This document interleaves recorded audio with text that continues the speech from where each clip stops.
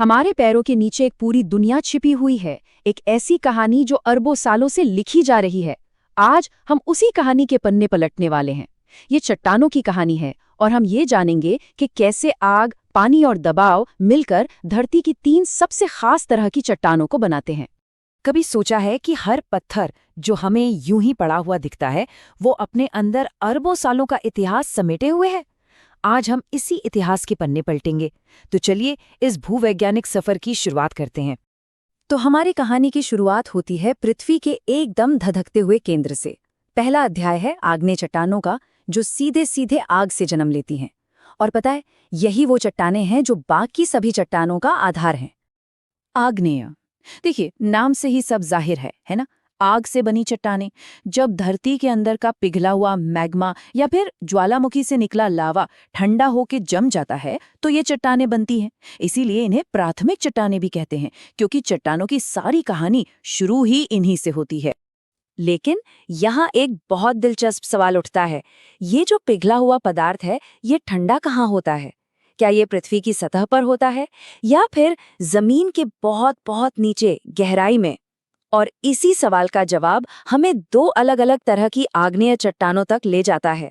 तो जवाब ये है कि ये दोनों जगह होता है और इसी से बनती हैं 2 तरह की चट्टानें। पहली, जो धरती के अंदर ही धीरे धीरे ठंडी होती हैं, इन्हें हम इंट्रूसिव चट्टानें कहते हैं, जैसे कि ग्रेनाइट। अब क्योंकि ये बड़े आराम से ठंडी होती हैं तो इनके क्रिस्टल यानी दाने भी बड़े बड़े होते हैं। और दूसरी वो जो ज्वालामुखी से लावा के रूप में सतह पर आके तेजी से ठंडी हो जाती हैं, इन्हें एक्सट्रूसिव चट्टानें कहते हैं, जैसे बेसाल्ट। और क्योंकि ये जल्दी में ठंडी होती हैं, इनके दाने बहुत छोटे होते हैं। तो इन आग्नेय चट्टानों की पहचान क्या है? सबसे पहली बात, ये पृथ्वी की सबसे पुरानी चट्टानें हैं। दूसरी, क्योंकि ये सीधे पिघले हुए मैग्मा से बनती हैं, तो इनमें किसी भी तरह के जीवाश्म या फॉसिल्स मिलने का तो सवाल ही नहीं उठता। और हाँ, ये आम तौर पर बहुत ज्यादा कठोर और सघन होती हैं। चलिए अब हमारी कहानी के दूसरे अध्याय पर चलते हैं। यहाँ पुरानी चट्टानें टूटती हैं, बिखरती हैं और फिर एक बिल्कुल नए रूप में जुड़ जाती हैं। ये परतों में लिखा गया एक इतिहास है, अवसादी चट्टानों का। अवसादी चट्टानों को हम एक तरह से प्रकृति का रिसाइकलिंग सिस्टम कह सकते हैं। सोचिए, हवा, पानी, बर्फ, ये सब मिलकर लगातार पुरानी चट्टानों को तोड़कर छोटे छोटे कणों में बदलते रहते हैं। इन्हीं कणों को हम कहते हैं अवसाद। जब ये अवसाद परत दर परत जमा होते जाते हैं तो ऊपर की परतों का दबाव नीचे की परतों को दबाकर एक नई ठोस चट्टान बना देता है। ये पूरी प्रक्रिया 3 मुख्य स्टेप्स में होती है। पहला, अपक्षय और अपर्दन, मतलब चट्टानों का टूटना। दूसरा, अवसाद का जमना, जहां ये सारे टूटे हुए कण एक जगह पर इकट्ठा होते हैं। और तीसरा और आखिरी स्टेप है दबाव, जहां ऊपर की परतों का वजन नीचे की परतों को दबाकर चट्टान में बदल देता है।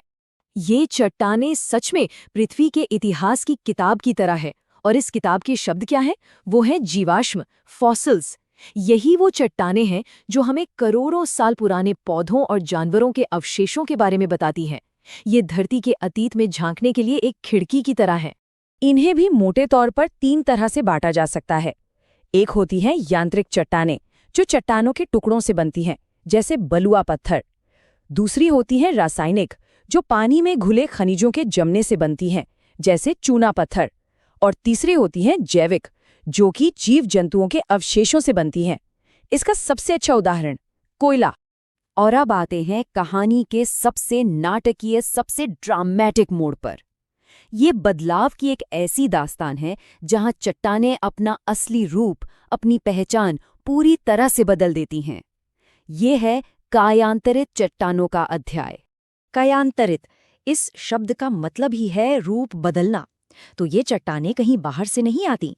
ये वही हमारी पुरानी आग्नेय और अवसादी चट्टानें हैं जो जबरदस्त गर्मी और दबाव के कारण अपना पूरा रूप और गुण बदलकर कुछ बिल्कुल नया बन जाती हैं। इस जबरदस्त बदलाव के पीछे सिर्फ 2 ही मुख्य शक्तियां हैं, बेहिसाब गर्मी और अथाह दबाव। जब कोई चट्टान धरती की गहराई में दब जाती है तो वहां की गर्मी और ऊपर से पड़ने वाला वजन उसके अंदर के खनिजों की पूरी सेटिंग ही बदल देते हैं, उन्हें एक नई पहचान दे देते हैं। इसका एक क्लासिक उदाहरण देखते हैं। एक आम सी अवसादी चट्टान चूना पत्थर जब बहुत ज्यादा ताप और दाब के संपर्क में आती है तो ये बदलकर खूबसूरत संगमरमर बन जाती है। जी हाँ, वही संगमरमर जिसे हम ताजमहल जैसी इमारतों में देखते हैं। एक और उदाहरण है बलुआ पत्थर का। जब यही प्रक्रिया बलुआ पत्थर पर होती है तो वो एक बहुत ही ज्यादा कठोर चट्टान क्वार्ट्जाइट में बदल जाती है। इससे पता चलता है कि ये बदलाव कितना गहरा हो सकता है। और अब देखिए सबसे हैरान करने वाला बदलाव।